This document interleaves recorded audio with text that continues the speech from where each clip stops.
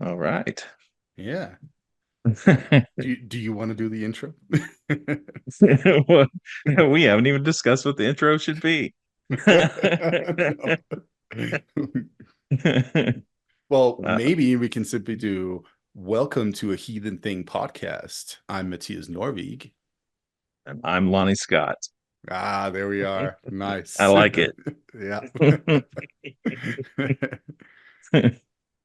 All right, Well, Lonnie. welcome to episode one, the pilot, as they say, Yeah, as we welcome to try the to pilot. find our way.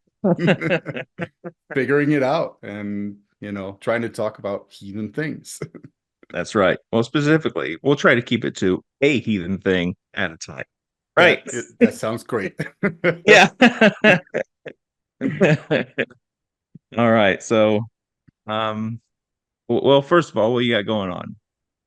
What do I have got going on? Well, a bunch of things. I just finished an article about the QAnon shaman and the Valknutter and white supremacy. So yeah, that's going to Oh, be interesting. Yeah. so nothing too big, you know. Nothing too big, no. No I mean, controversial subjects. not at all, no. I mean, it's an article digging into, how do we think about these things like white supremacy, Nordic culture, and also concepts of like the savage, where I would say, both new religious movements like paganism and Satanism like are often actually kind of like mixed up with ideas about savagery in the public mind. So that's what I'm working on with that. Okay, that sounds interesting. Where's that going to be whenever you're finished with it? Where are you going to publish that? It's gonna be some journal on radical right-wing studies of some kind. It's down the road. It has to go through peer review and a bunch of other screening processes. The peer review process essentially, what ensures that a scholar can't say anything in an academic publication. So we'll see what the peer reviewers say about it first, and then I'm probably going to have to make some changes here and there. That's usually how it goes. And Yeah. then, yeah, then we'll take it All from right. there. Yeah. And for the record, you and I, neither one of us are in support whatsoever of radical right wing anything. Oh, absolutely not. These are criticisms, people. Yes. Yeah. We call it Examination criticism, where'd it come from and why, and the hell with them. exactly critical whiteness studies, as we call it in academia. So, Hmm. what's on your end? On my end, well, I do what I normally do. I go dipping into what people like to call the lore, the story world, the mythology, and I've been conducting some experiments on what I find inspiring there. Just kind of adding to my practice, teaching it to other people, letting them roll with it, see where they come out with the same sort of visualizations or the offering practice or that kind of thing. I'm always trying to find something new and experiment. And other than that, just my role in inclusive organization, the Troth, and just doing my thing as the high steward currently, and trying to recruit people to the good cause of inclusiveness and heathenry. That sounds awesome. Are you are Yeah. you are you getting a lot of people signing up these days? Well, I got you to That's right. sit here and talk to me, Lonnie, I think I and might actually have talked you into doing it with me. that could be true. Yeah, I mean, if folks don't know, we started a conversation privately. Matthias and I are friends, and he's been on my show a couple times, and that would be Weird Web Radio if you're interested in that. And well, how did it start? We were both saying, like what heathen podcasts are out there? Like what's Mhm. focused on heathenry today? Yeah, And we kind of agreed, that like the field is lacking in quality content. yeah. So that conversation turns into, well, have you thought about doing one? We're asking each other. And how did you put it? I don't have time. Right. Yeah, yeah. I was like, yeah, I would do one if I had the time. And you kind of said the same thing, right? Right. Yeah. And here we are not having time. Yeah. Doing one anyway. But we both kind of agreed after a lot of conversation and comparing notes and what we thought should be discussed and the approach to how it could be discussed, Exactly. and thought we may not have the time, but this is important enough to make the Hmm. time to give this an honest try with both of us together. Absolutely, right? Like that was the thing. That was sort of like the Mhm. breaking point where we were like, okay, we got to do this. Right. And then comes the fun part of podcasting, the logistics. Yeah. When, what time, how long, who's producing, what What's format, what I'm calling it? Do we need a logo? what's the name, who's drawing the logo. We All the don't have a things. logo yet. No, we don't, but we're No, we working it don't. out. Yeah. Yeah. We'd have an email address for anybody to send us something yet. No. We will. We will. We will. I And mean, you we'll let can. you all know. Yeah, and until then, anybody can always find us on. Well, you can find me on my website, matthiasnordvik.com, and I Hmm. mean, I think people can find you through your Weird Web Radio. So Hmm. there are Yep. ways to get in touch with us while we're figuring out all the basic logistics of all of this. But Absolutely. yeah, And yeah, just to get to, if you have ideas of what you would like to hear us discuss, feel free to contact one of us and let us know. yeah, If you think you can draw a cool logo and want us to consider it, draw it up, shoot it over. Nothing else will appreciate the effort and the thought, right? absolutely, And absolutely. we'll go from there. So, pilot episode, Yes. clunky. We're figuring it all out, folks. So, thank you, one, for being here. What are we going to talk about today? Well, I mean, we did settle on the notion that we were just going to talk about what is heathenry as like the intro to this podcast, Yeah. right? Because it's a Hmm. podcast about heathen stuff, heathen things, a Right. heathen thing at a time. That's right.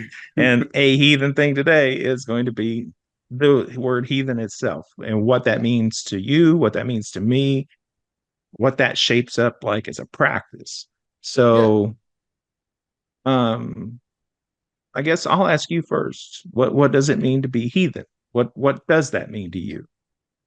Wow, I mean, that's a big question. Let's write a book. Someone write the Yeah. transcript. Somebody write about it. Well, I mean, first and foremost, for me, being heathen means that you walk through the world with a certain mentality, a certain outlook on the world, which, also informs your behavior, right? So there's an ethical component to being heathen, a strong and important one, I would say. Um, at the core of it, for me, being heathen has something to do with my relations to the world. That means both humans and non-human beings in different ways. So, that's where I would start, right? That then ties into things like ancestry, um, things like the earth around me, the natural world around me, animals, and of course, humans and society itself, right? So for me, being heathen, like all of these things that I'm dealing with in my daily life, I like, my actions in in those dealings are informed by my heathenry, so to speak, right? So Okay. No, I yeah. get that. Mhm. Yeah. And I mean, we're not far off. I think we both end up in that place where we think heathenry is a relational thing Mhm. through an Yeah. animistic lens. It is my relationship with the world around me. Yeah. And I mean, I'm not what people would call like the Reconstructionist, the Mm. person that's looking back through history, what the academics have found, and trying to rebuild something that I think would be recognizable in some way to ye old heathen. Right. Yeah. um, yeah, No, I but mean, like, to be honest, if I can cut you off right there, like yeah, I please. think I don't I'm not a fan of the reconstructionist way either, for so many reasons. Um, First and foremost, what is there to reconstruct in the first place? right? Like, I mean, as an academic in this field, uh, I know where most of these texts that we use to inform our heathenry with come from, and they don't come from heathens. So so already there we have a problem. Now you can of course say like, okay, there's like a cultural sort of foundation that was relayed through time, even through authors who weren't heathen. So we can use it to understand something about historical heathenry. But, Hmm. when we read these texts and then try to reconstruct something in modern times, we're performing anachronisms and we're always cherry picking, right? Like Hmm. it's always going to be based off of how we think about things today. And so, this like uh ancient heathenry that reconstructionists are trying to reach is non-existing and impossible for us to find anywhere, if you ask me. Yeah, I mean, and I appreciate the work that a lot of reconstruction minded people do because they will work diligently at times to find something unique to a place and a time. And Hmm. that is kind of the crux of it to me is that that's what you are capturing is just a place and a time. Hmm. And the sources aren't exactly written for us from heathen hands.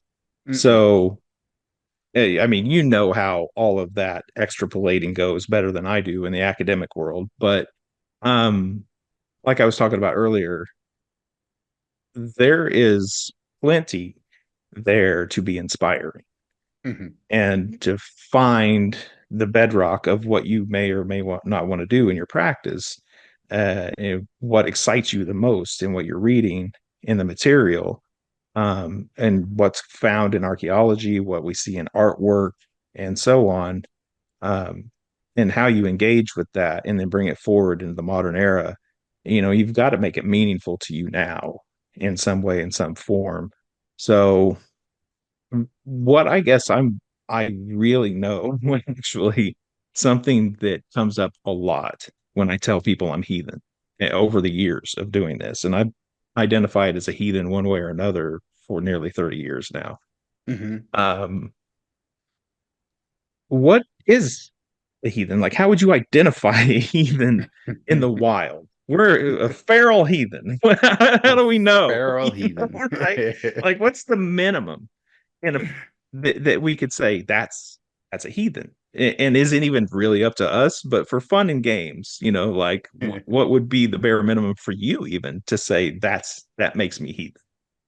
Well, I would say that there are a couple of components. Like for one, a heathen to me would be somebody who, in one way or other, is living with a reference to the Nordic story world, Old Norse mythology, right? The history and the stories and texts that come from Northern Europe, right?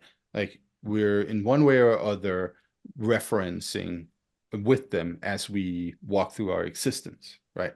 Now you might then ask, well, doesn't that sound a little bit like Reconstruction or something like that? No, it's not the same. Because what we're dealing with, and what also makes reconstruction impossible, is in fact it's a form of reception, right? We're reading some text and then we're understanding something from them, right? That's never a reconstruction. Um, and also, if you think about it, so much of the content of old texts you don't want to bring back. Like, think about it for a second. What are you thinking about when you say that? Well, I mean, everything from blood feuds to human sacrifices to like all that stuff, right? Like, okay. Yeah. But then you Same. have, Yeah. but then we have to ask ourselves, well, what is good about it? What is the awesome stuff in there? And I mean, I would say that the awesome stuff outweighs all those negative portions, right? And that's the same with any culture and tradition. You can look at it and you can be like, okay, we don't need that anymore, but we can use this. And one of the things that I find incredibly helpful is, for instance, the Halbermaul, right? The um the speech of the High One, as it is called in translation, right? Where Odin gives us all of these good ideas and rules that you could follow if you want to. He's not telling you you have to do this in order to be a heathen, but he says it's a good idea. And Right. right, and this comes back to what we were talking about before. All of these good ideas that he gives us are based off of this notion that we live with relationships to other humans and other non-human beings in the world, right? So that's how it all ties together for me. And and so like I mean, I don't expect other heathens, for instance, to like have the same moral values or exactly the same moral values as mine. But I do expect them to at least, adhere to some reference point in that, for instance, that particular text. Yeah. The idea of like the awareness of like I am in relations with other people all the time, and what my actions you know do or accomplish, they will have some kind of consequence out there. So I have to be mindful about that. Is there an example like that we could give people that you're thinking about from the Havamal, for instance, that gives that idea that you're in relationship with other people and other things? I mean, just the first one, right? The first stanza is like, this guest comes into the house, and then Odin starts telling us, well, a guest needs this, this, and this, Hmm. and a guest should also behave like this, and this, right? Yeah. So, so already there, do we understand that there's an emphasis on hospitality? And Hmm. why would there be an emphasis on hospitality? Well, it's because hospitality is the bedrock for creating good relations, right? And being a good guest is also part of that, right? So I would say already there, it kicks off right off the bat with relational stuff. Right. And it also says things, like the path to a path may be easy that goes to an enemy's house, but the path to a friend's house may be treacherous and hard, but that's worth the effort to make all that trouble just to be Absolutely. around a friend. Yeah, and So, if you don't walk the path, I think it says too, you don't walk the path to your friend's place, then it's gonna get overgrown, right? yeah, yes, yeah, and I mean, the Hava Mall is one of those things I think is immensely popular with most modern heathens because it is full of those tidbits of wisdom. You can take things out of it, like I was talking about, to be inspired for practice and so on. And you can find values in there. Um, and we'll dig into values, I think, probably at a deeper level at some point because there's a weird history of that. Oh yes. Yeah. Um, but sticking with the like, what's kind of the minimum thing about a heathen? I got in a discussion with this with someone recently, Hmm. and I was describing it in the context of like a Wiccan style ritual where they cast a circle of some kind, right? And they call their quarters and whatever deities or powers or spirit allies or something, whatever that they're honoring or worshiping, working with. I'm not a Wiccan. I can't speak for them. And Hmm. exactly, I just familiar. Um, at any point in that process so far, nothing says heathen. Exactly. Hmm. Hmm. At what point could it though? Well, I mean, if it really depends on who you ask, right? Because I'm sure there's a bunch of people out there that would be like, "Oh, that sounds very heathen," and also maybe even Satanist, right? Oh, well, hey, no. No, at what Uh, point becomes something in that context heathen? mm-hmm.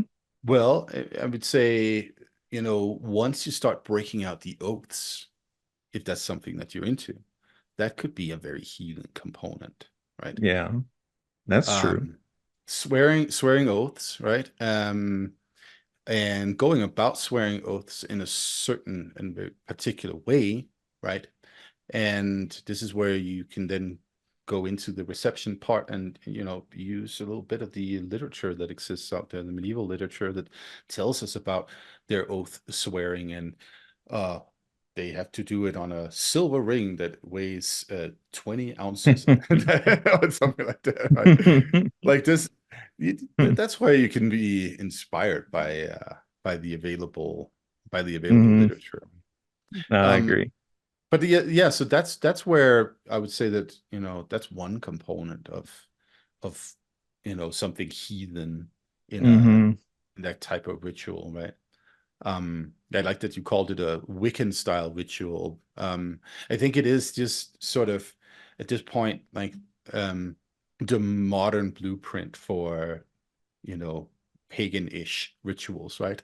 Yeah, it is. But I mean, in that same discussion, I talked about, like going back to it being inspired from surviving source material, you will find the idea of walking a flame around an area Hmm. to create some sort of sacred space or delineated space that says this is going to be different for a different time for different reasons, special in some way.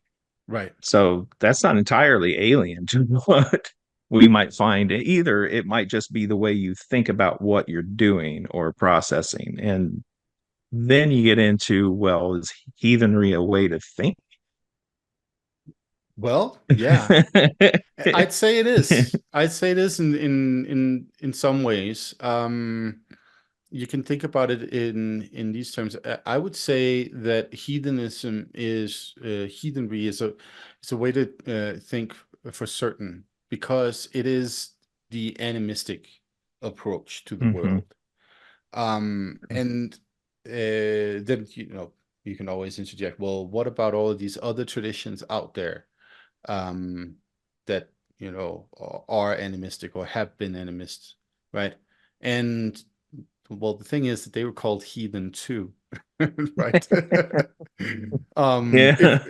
if we go by the term is itself, right? It emerges in the 300-400s in the rapidly Christianizing Roman Empire, where the Christian Romans start calling other non-Christian Romans heathens. They call them paganus, which is essentially Latin for hillbilly. That's really what it means. Because they're the ones that live out there, as people are Christianizing in the urban areas, right? They live out there in the regional areas instead, outside of the cities. And so those two, this old term for region, essentially a country region, paganus, becomes conflated with somebody who's pagan. That's where that term comes from, right? And then Yeah. once the Germanic speaking tribes they start showing up, that's where we then get the term heathen, right? Because that's an old Germanic word, and that's their literal translation from from the Latin paganus. Um, and the interesting thing about that too is that actually, you know, uh, heathen, you may recognize the word heath in it, right? This uninhabited, not cultivated area. And, to those people back then in the three, four, 500s, these Germanic tribes that are moving around, right? To them, that particular area, the heath, would be a commons. That would be a place that everybody could use, right? And when Hmm. everybody can use a location, a space, for instance, for grazing their cattle or their sheep or whatever kind of animals they have, right? You need a pretty solid social structure to make that work, unless it's going to turn into the Wild West, right? Mm. That means that, like, ingrained in the term itself, in Germanic at least, there is the notion of proper conduct, right? Proper behavior, proper ways of relating to each other, because otherwise we're stealing each other's cattle, we're fighting each other, we're starting blood feuds with one another, right? So And so we I no, we don't want those. and we don't want those, no. We don't want blood feuds. No No, blood feuds. no, we'd like peace and quiet, calm, Yeah. you know, friendly things. Friendly things. Yeah. Yeah.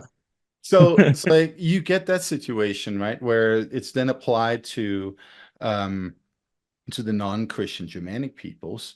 And then as the Germanic peoples are Christianizing, then that portion of heathens in Europe becomes smaller and smaller. Them and the Slavic populations are the last ones to become Christian, barring the Finno-Ugric speaking Finns, right? That, Hmm. yeah.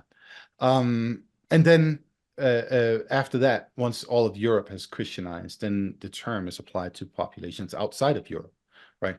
The Christian centers in Europe, they're looking at populations in Africa. Once they figure out that there is something called that they call the Americas, right? Then they apply that term to peoples here as well. And those peoples also live with these traditional customs of, we have to make things work with one another, otherwise things are going to descend into chaos, right? So again, I would say it all comes back to relations. Yeah. So we have discovered that relations is like a core part of your heathenry. I would Um, say so. yeah, I would say so. And I dig that. I like that. It's a, again, as I said, it's a big part of mine. At the center of my heathenry, I don't, and we've had fun, I guess, in a way, saying what would be the minimum recognizable part of heathenry. And I hope we're kind of getting across the point that it really is in your heart and your mind. Uh, I can't tell you if you're a heathen or not. Our practices may look real different, but I don't own the authority to that, and I don't think anybody does. Um, my heathenry, my practice, at the very heart and center of it is the idea of a tree that is the world tree and the wells and all the mysteries thereof. And at the very heart of that is, to me, is the idea of everything being interconnected. And that reflects back on that relationship, right? That if I can break this down even at the simplest local level, the river that runs through, well, one of three rivers that run through my county, one of them is dammed to make a lake that gets then filtered and creates my local water supply. So, in essence, a very vital part of my survival, my entire community's survival, comes from that river. So, that river is kind of a part of who I am. We are connected in a way that's very, very, very important. And it fuels that the water from that river is also important to the local ecology and vegetation and animals and livestock and so on. And again, you have this interrelationship with the world around you. So I start there with the idea of Yggdrasil, the world tree, and what that means at a more intimate, interconnected with everything level. That does not mean to me, though, that we are all one. you know, Right. I don't adopt that notion that we are all one. It sure as hell doesn't feel like we're all one. I have my No. own pain, my own joy. I have my own health, my own sickness, and so on. When I stub my toe and it hurts, I don't see you jumping. Right. So I don't buy into we're all one notion. That's not for me. But this idea of interconnected, I think, makes it more important to look at the idea of relationships Mhm. because for me, if I just think that we are all one because of this great tree, then those who are way less fortunate than me, I can somehow mystically maybe think of them as, well, we are all one. And we're all one having our unique expression of one. No, not Right. here. If Right. I see Yeah. someone, for instance, it's less fortunate than me, and I'm thinking of them simply as like we are interconnected, and I feel like I have a responsibility to help them in some way, if I Hmm. can, if I'm capable. And Hmm. that is the relationship. And then that can bring me back to what we were talking about in the Havamal. That first stanza basically translates into walk into a room, sit down, shut up. you Hmm. know, Hmm. pay attention to the environment around you. Uh, and then there's later it talks about ways you can make a friend, talking about with a loaf and a cup, you can Hmm. make a friend with the simplest of things.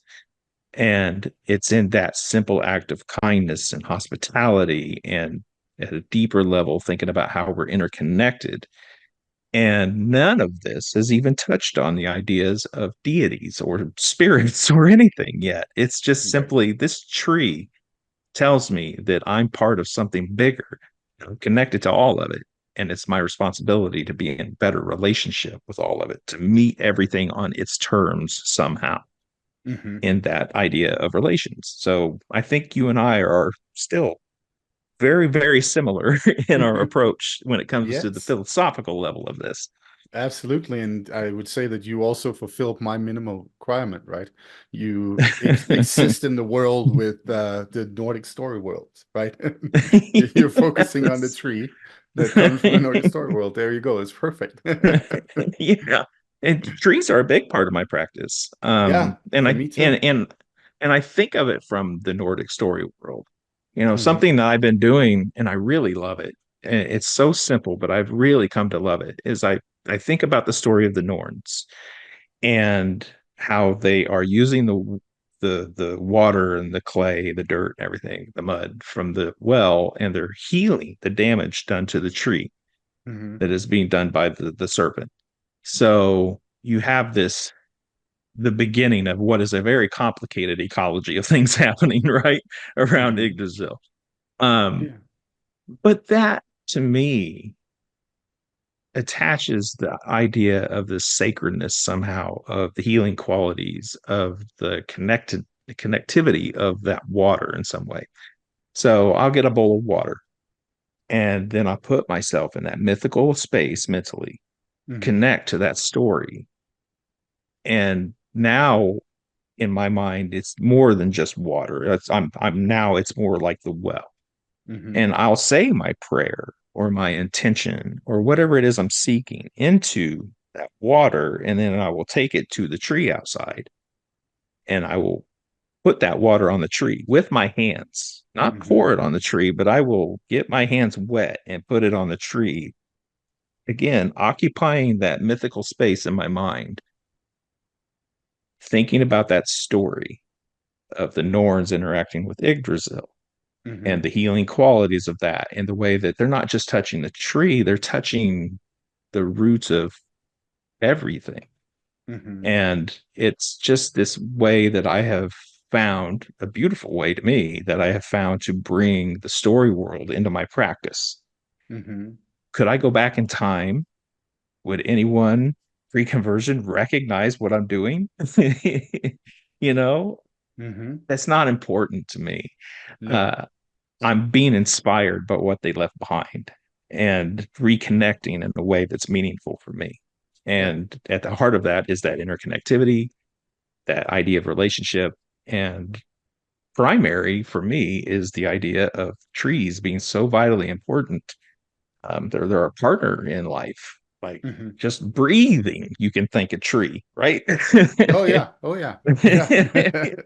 So it I guess my heathenry is kind of tree worshiping a bit. Yeah, I mean, for a lot of people, it is, and I mean, it certainly is for me too. There are, certain trees that are incredibly important for me to, have around or be able to go visit and communicate with, in different ways. And I mean, I think what you're describing there, that type of ritual is a great example of the reception of the story world, right? You read about this stuff and you learned, okay, so these things are important in the Nordic cosmos, and here I'm going to adapt them to my own little personal cosmos, right? What is happening in my life where I'm at, right? That's, Hmm. I mean, I think it's beautiful. That's exactly how we want to do it, if you ask me. Yeah.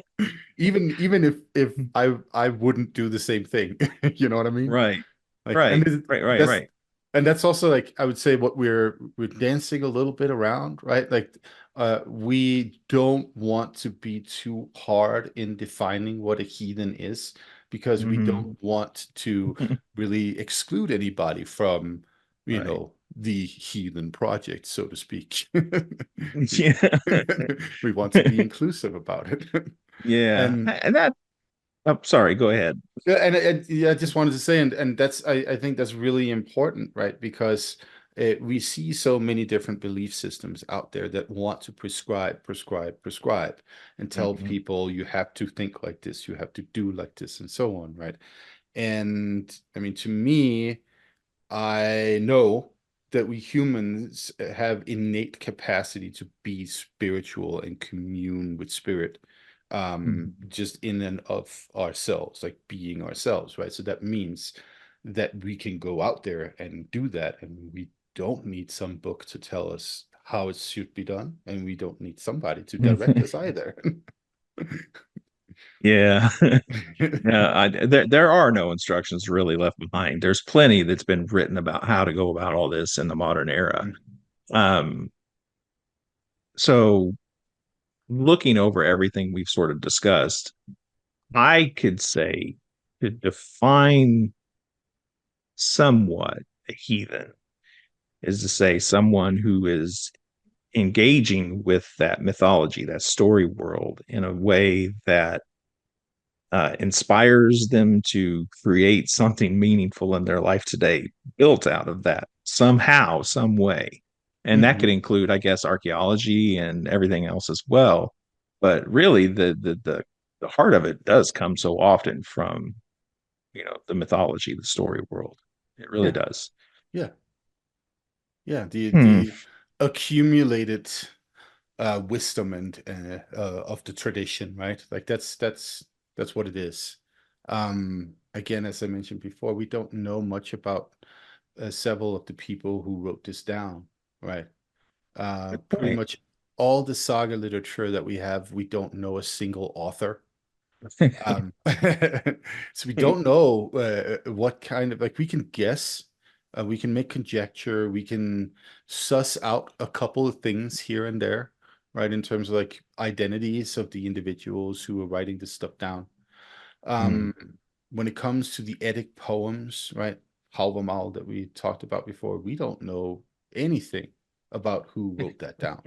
Not at I all. think I I don't know where I heard this, but I know I heard it, read it somewhere. The idea that the Havamal was actually like a collection over time from different Danish kings or something. Does that have any Okay. merit to it whatsoever? I don't think so, but I don't know. No, I no, No? And no, there you go. I have the non-academic dumb moment. No. no. So, I So I mean, said something I saw read somewhere, and I knew it couldn't be true, but why not ask? right? No, no. That's. I mean, it's a legitimate question, right? Because we don't know much about it. But I mean, Mhm. there's a couple of things we can say about the text. It very much looks like it's an amalgam of multiple texts, but the way that you like the way that you separate them, that's a good question. Scholarship has traditionally separated them into six versions, six individual poems. Um, I think you could get away with three if we wanted to. Yeah. To be You honest, get yeah. the hello Thematically, stranger, the yeah. host guest portion. The I advise you portion is probably separate, right? Could be Um, so. the danger So of women portion. well, yeah. So, I mean, John McKinnell, who is now retired, a scholar of Old Norse mythology, he proposed three of four. The uh, hello, I'm a guest here, and how do we do social functions in general, which is like the first 90 stanzas of the poem. Keep in mind, this is the longest poem that we have from the entire corpus. Then we have that, uh, McKinnell calls it the poem of sexual intrigue, Oh. because this is where Odin is essentially self-reporting on his bad moments. Yeah. Yeah, really, really poor situations. And there are also these are this section that goes from roughly 90, if I remember correctly, and up until 110. They are mythical, like they're Mhm. distinctly referencing myths. And then after that, that's when we go into what we in academia call numinous knowledge, right? So this kind of like deeply potent magical knowledge.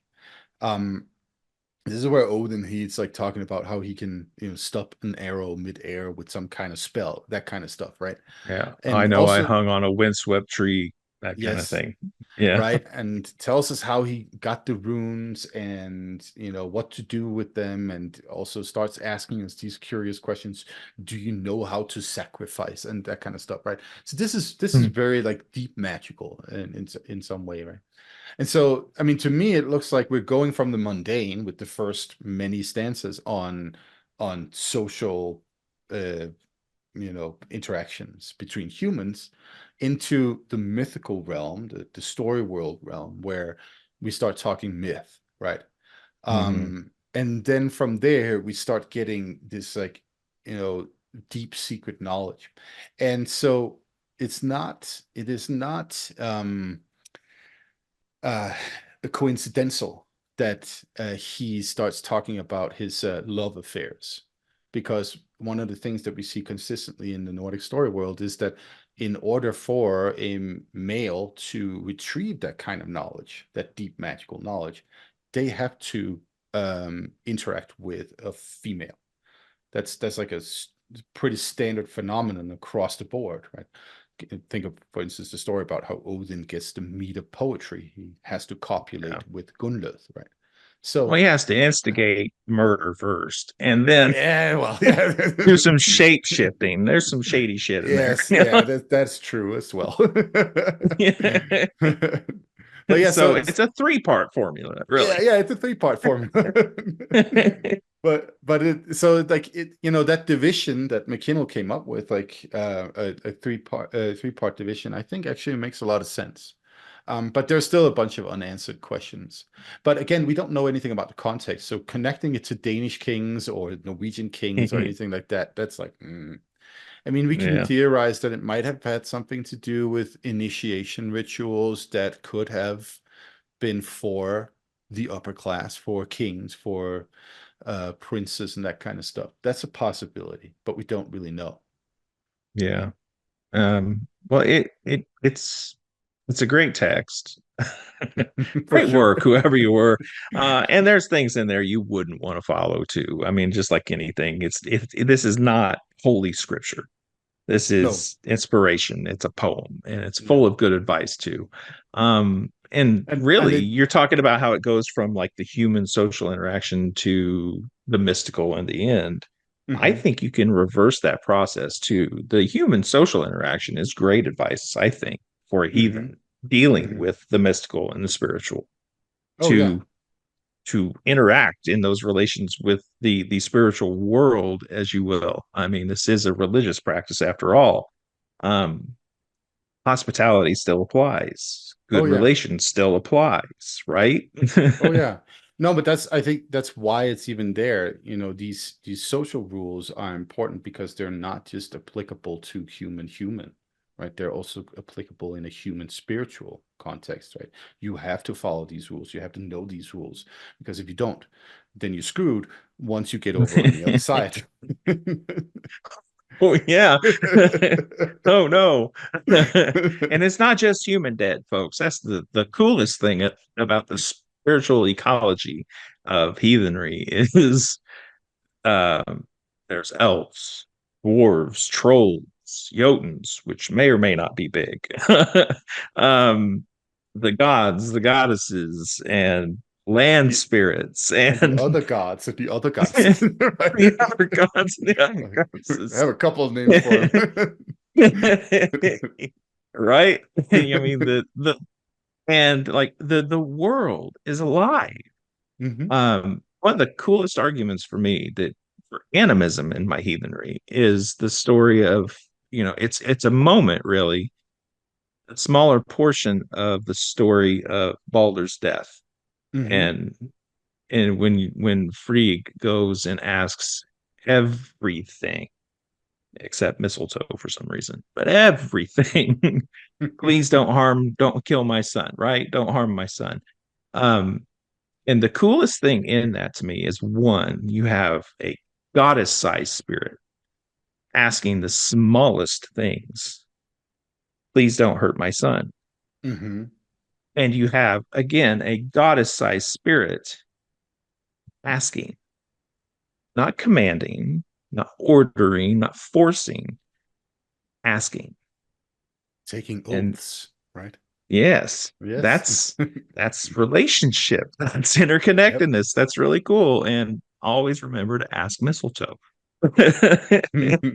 Yeah, don't forget about that. Yeah. Curious little plant over in the corner. Yeah. Forgetting mistletoe is a heathen thing, apparently. No. No, I totally agree. I really like that interpretation. It's definitely animistic in its core. And another thing I think that also, and we will get into it in another episode when we start Mhm. talking about gods and that kind of stuff.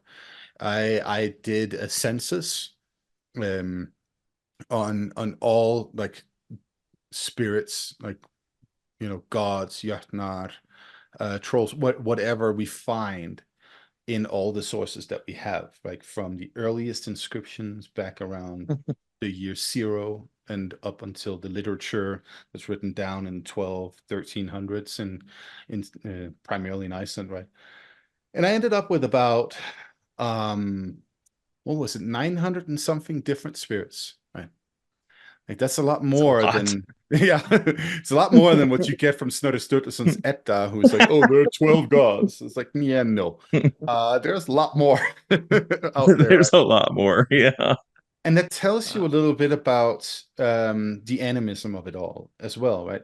Because it means that these people who have walked around in that part of Europe, they have encountered that world, right? The rivers, the trees, the rocks, the plants, the animals. And through that encounter, they have encountered spirit of various kinds that they could call this, they could call it that, and so on, right? And so that's Mm, how we get all of these different names, right? Like it's yeah. it's it's like this process of getting to know the land, right? And I'm sure there's probably a lot more out there that we had lost because they didn't end up on a votive stone in the Rhineland or in a on a rune stone in Sweden or in a book written by an Icelandic dude, right? Like so yeah, there's definitely more that we could find out there if we had the means and could cast some runes or something. Well, we got into kind of the value of hospitality and being, and relations, the interconnectedness of it all. Um, are are gods and goddesses, relationships with them, the belief in them at all, is that required as being part of a heathen, you think? Is that, I mean, it certainly could be a sign, but could people be atheistic and still be considered heathen? Yeah, I think so. I think so. I think it's more about how you live your life and relate to others than it is to, you know, this question of do you believe, right? Keep in mind that that question is born from Christianity. Like this is a core aspect of Christian thinking. You have A to heathen believe thing in. podcast drinking game. Anytime we say Christian. Try it, guys. See how I long you digress. last. Please go on.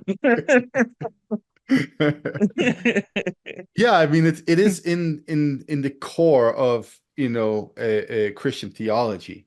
Do you believe in God, right? Do you believe in Christ? Do you believe in a resurrected Christ, right? That's like that's what it all circles around, the idea of belief, right? And the reason that it does that is because the religions that existed, the heathen religions that existed before that, did not think like that. That was not their concern, right? Yeah. They weren't that concerned with the idea of like whether or not you believe in Odin or Zeus or Thor, right? Like their interest was more along the lines of like how do you live your life and also how do you practice, right? That they would Hmm. definitely. At least in the Roman Greek traditions, they would be concerned with how do you do it, right? Do you go to Hmm. the temple, for instance, right? But they would also be accepting of people who didn't go to the temple, right? They would probably tell them, oh, you're gonna be hit by a lightning bolt at some point, or something like that, right? But um, it's not inherent to these like European non-Christian traditions to to to require belief, right? It's just not there. And so to me, it also doesn't make sense to require that, right? And it's the same with, that question of like, oh, well, if you believe in this stuff, do you then believe that whenever there's thunder and lightning, Thor is like running around up there in a chariot? And it's like, no, I don't. And I know But there's you some can. kind of yeah, you can, yeah. But you can. Like I think it's thunder and that's it, That's really it. Now, here in the Midwest, when I hear thunder and it's a big storm coming, we have tornadoes out here. Uh, I will sometimes go outside and make an offering to thunder spirits, and maybe once in a while mention Thor. Yo, if you're in charge of these people, could you intervene, please? You mind keeping put them over there, please? put those feisty, spicy air spirits out in the cornfields, and away from downtown or the neighborhoods, please. Yeah. you know? No, I Yeah, mean we get some pretty gnarly thunderstorms up here on my mountaintop as well. I Um, bet. Yeah, and the that's the thing in the Rockies, right? PM thunderstorms. So Mm. around 2 o'clock, that's when you want to be watching out for them. Is just like a rule of thumb when you're out hiking, for instance. You're up, maybe you're up on uh, a, um, I don't know, 10,000 feet high mountain, right? Like that's All pretty right. barren land, right? And so Yeah. that's where you want to be really cautious about running into a thunderstorm. But when you live on top of a little mountain top of like I do, not at 10,000 feet, but getting close, then you just can't like avoid them. So So so right around 145 in the mountains on the Rockies, we want to hold some sort of honoring to Thor. right? No. And if you're atheistic, then give it just like talk to the thunder itself Yeah. and say, let's play nice, please. Yeah. Yeah. You can call it low That's pressure if you want to. I don't care. that's right. All hail low pressure.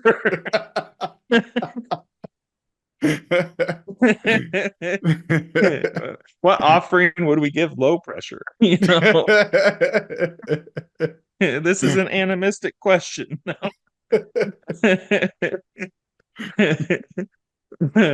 Well, have we officially squeezed this one? I think. I think we're getting there, Yeah. Like I mean I'm sure that there's probably some of you listeners out there who have more ideas, and you're welcome to send us your thoughts on this stuff. And like if Please.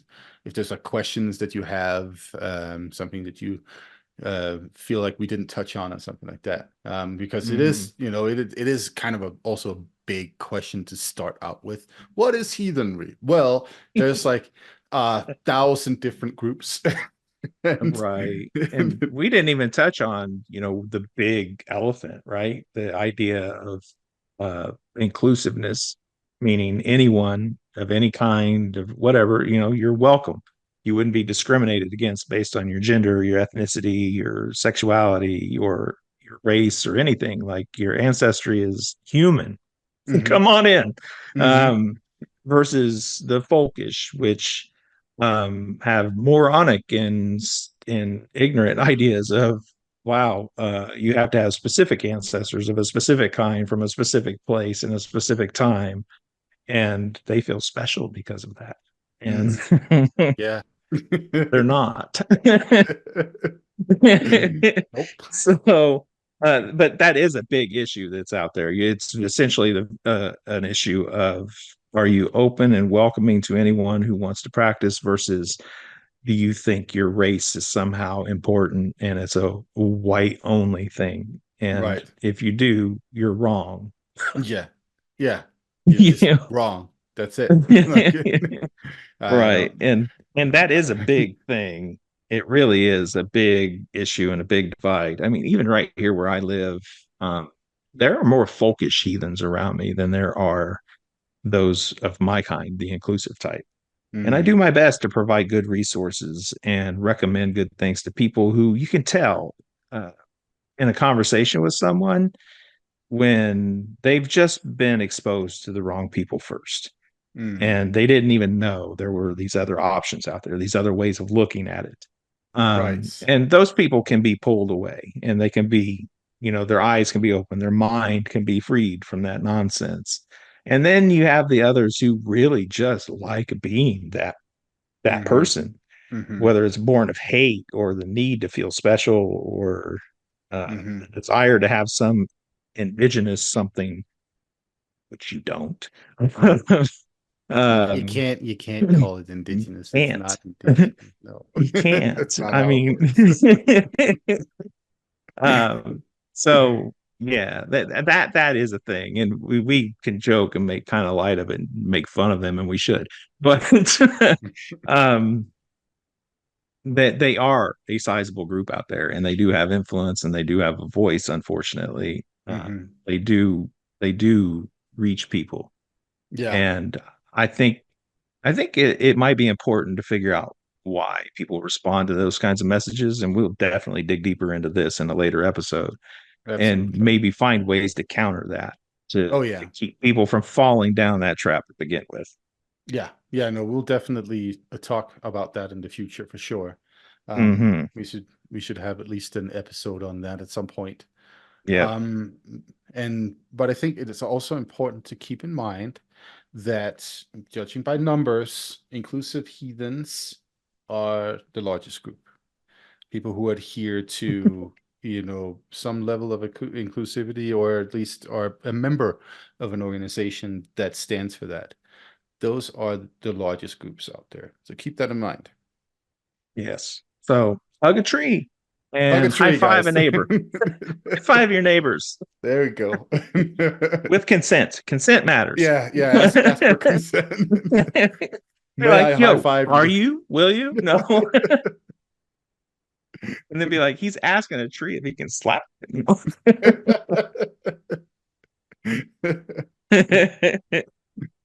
All right. I think that's a wrap, my friend. Thank you I do everybody too. to listen for listening to us. This has been an awesome first episode. Yes, thank you. And we really appreciate all of you tuning in. Um, like we said, this is a Heathen Thing podcast. Uh, this is our pilot episode, and I hope you got something out of this because um, we're a couple of friends who have been heathens for a long time, and we decided to give you some insight into the way we think, the way we practice, and hopefully inspire you to do something really cool, born of your Mhm. own creativity and inspiration.